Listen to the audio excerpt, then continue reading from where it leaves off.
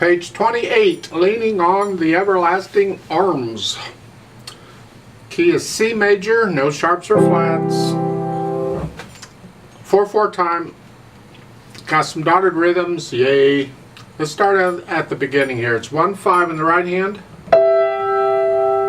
Second measure. Here, go ahead and use the 5th finger on the 8th note, because this fingering just kind of works out okay with the rhythm and the natural accents that fit in, that have the 5th finger on both of those notes, here and here, and then 4th finger on the half note, like so. You're going to get that in a few places. It just works out fine. Normally I would not want to use the same finger on 2 notes like that, but this is one of those cases that works out fine. And then going on, again, the last measure, the first line is 5. Now we can do 4/2 because the notes are different. Second line, second measure here, 1/4 for the 8th note, and then here. Go ahead and use the 1/5 on the next one. Just use 1/5 on all of these. Just a little wrist action. Another way of fingering would be to use the 1/4 on the last one, but this is a fast piece and that makes it a little awkward to do this, so it's just easier to do 1/5 on those. And then for the last measure is 1, 2, 4 here, and then going on, third line is same as the first, and then the last line is almost the same as the second, except for the last 2 measures. Go ahead and use their fingering, it's fine. I can offer others, I won't. Just use their fingering, it's good. On page 29, look at the first 2 measures here in the right hand. First measure is a G, a C, and an E. And the next measure is an E, and a G, and a C. So those 2 measures are these 4 notes. It's the first inversion of a 1 chord, an extended position. That's the fingering. So I'm recommending on these first 2 measures you finger it this way. The first one would be 2, 4, 5, and the second measure is 1, 2, 4. But we catch them both in 1 hand position. And for the next 2 measures, again, it's F, A, C here, and then the C on the next measure, you have a C, F, A. It's these 4 notes. That's the fingering. I'm recommending you do those 2 measures on this. So it's a 2, 4, 5, and then a 1, 2, 4. So that first line is here, and then here. So you don't have to move as much. If you're struggling with that, you can use there's nothing wrong with their fingering. It's just, I like the fingering style I use. I don't move my hands more than I have to. And if I can reach all of these notes in 2 hand positions, I will. That's just giving you more ideas.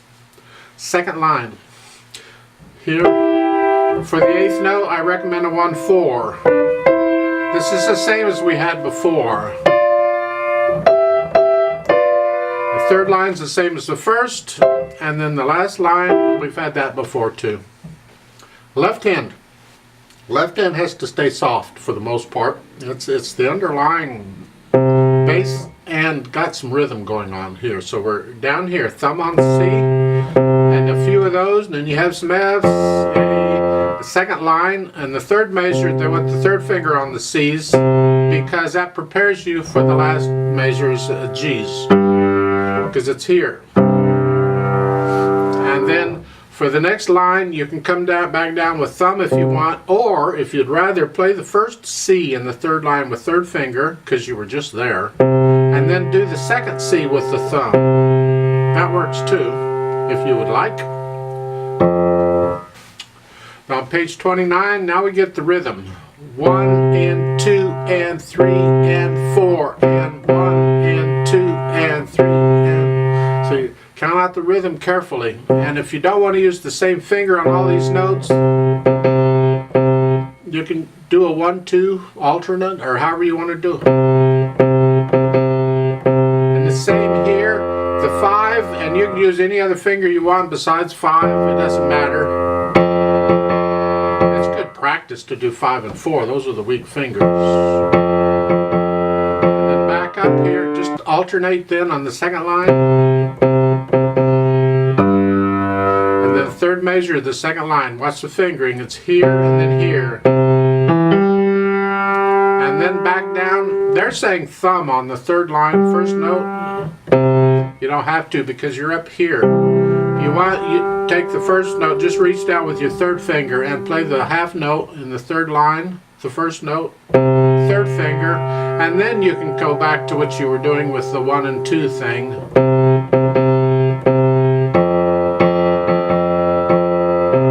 Like that's what I recommend for the left hand. Then slowly put them together. Here. It says brightly. This is a fairly fast piece.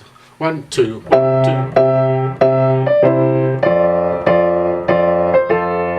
2. We want to hear the melody. So keep everything else softer than that. It's sort of medium loud, but that's the melody. Keep everything else down.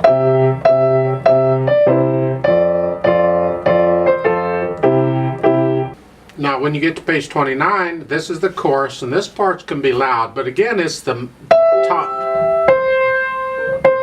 It's the top note. If you can, bring that out.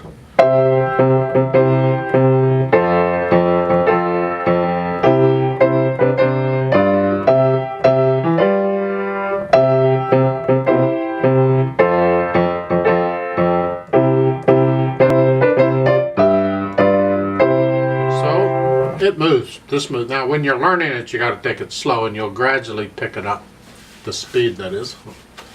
So it's a bit choppy and we need some help to smooth this out, so we're going to use pedal. And it's going to be overlapping pedal. I'd like to hear a little break in the phrases, and they've got them marked in here. For instance, if you look at the first line, the pedal, it shows overlapping to the end of the line, but then at the end of the line it's not overlapping. They're lifted up. Well, that's because it's the end of a phrase. We want a little silence before we go to the next line. I agree, yes. So at the beginning, push the notes down and then the pedal. Like so. And then change it on the third measure after you play the notes. Lift it up at the end of the line with the hands so we get silence before we go on. And we're now pedaling the last 2 beats in the second measure.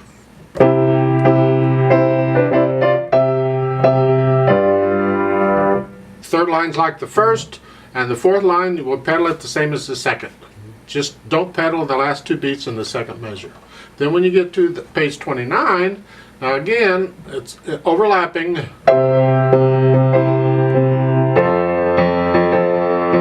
Lift it at the end of the line so we get silence before we go on, because it's the end of a phrase.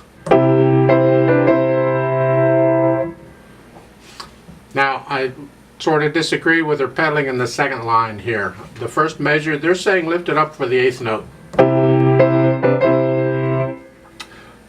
That puts in just a little bit of choppiness. And I don't like that, so I would rather have the little bit of blurriness than the choppiness, because the blurriness goes by so quick you hardly notice it. So I'm recommending you go ahead and legato pedal the whole second line. Just legato pedal the whole thing. Change the pedal at the measure line. And then lift it at the end of the line. Now when you get down to the bottom, again, don't pedal the last 2 beats in the second measure. It's okay to have that. It's a nice contrast. Now there is one little thing that could be an error, I'm not sure. If you look at the bottom of page 28, the last 2 measures, you see the pedal changes with each chord. That's because the harmony is changing. Here,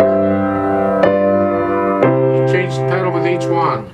But if you look at the last 2 measures on page 29, it's the same notes, almost, but the pedal isn't changing. And I'm thinking it should change. You should pedal it the same way at the bottom of page 29 as you did at the bottom of page 28. So you should pedal it there, but I'll leave that up to you. There is a repeat sign at the end of page 29, so we are going to play this twice. Now there's more verses than that, you can play it more than twice, but we're just going to play it twice. There's also a note at the bottom of page 29 for an optional. The last time you can do the chorus very softly, which the chorus is on page 29, it's labeled chorus. So however many times you go through it for 1, 2, or 3 verses, whichever is the last time, at that point they're saying you can go back and do the page 29 again softly, or very softly. I'm not going to do that in the play with me. I'm not trying to perform it. So we're just going to cover it with the notes very slowly. 4 times, so I'll give us 4 counts. Go right hand, left hand, foot's on the pedal. 1, 2, ready, go. 1, 2, 3, 4. 1 and 2 and 3, 4.